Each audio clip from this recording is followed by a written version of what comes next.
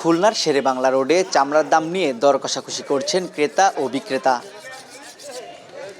কোরবানির পরপরই চামড়া বিক্রি করতে এসে কাঙ্ক্ষিত দাম পাচ্ছেন না বলে অভিযোগ ক্রেতাদের। গড়ে বড় গরুর কাঁচা চামড়া 400 থেকে 450 টাকা আর ছোট গরুর চামড়া 200 থেকে 300 টাকা পর্যন্ত বিক্রি হতে দেখা গেছে। মৌসুমী বিক্রেতারা বলছেন, সরকার নির্ধারিত মূল্যে ক্রয় করে বিক্রি করলে লাভ থাকবে না তাদের। 3 লাখ 4 লাখ টাকার গরুর দাম, চামড়ার দাম হচ্ছে 400 টাকা। গত বছর 500-600 টাকা কিনছি, এবছর হচ্ছে আমরা কিনছি 400, 350, 500 এর উপরে না।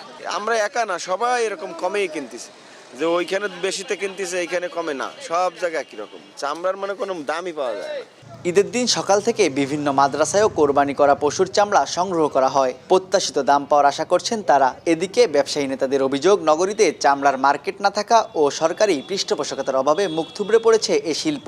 কুরবানি একদিনের, কিন্তু 12 মাস কিন্তু জবাইখানায় গরু জবাই, এই চামড়াগুলো আমরা সংগ্রহ করব, সংরক্ষিত করে আমাদের রাখতে হবে। আমরা রাখবোটা কোথায় যদি একটা ঘর না থাকে, একটা মার্কেট না থাকে? কোরবানির ব্যবস্থাপনায় নগরীতে 140টি নির্ধারিত স্থান রাখা হয়েছে। জেলায় এবছর 1.5 লক্ষাধিক পশু কোরবানির লক্ষ্যমাত্রা রয়েছে বলে জানায় প্রাণী সম্পদ অধিদপ্তর।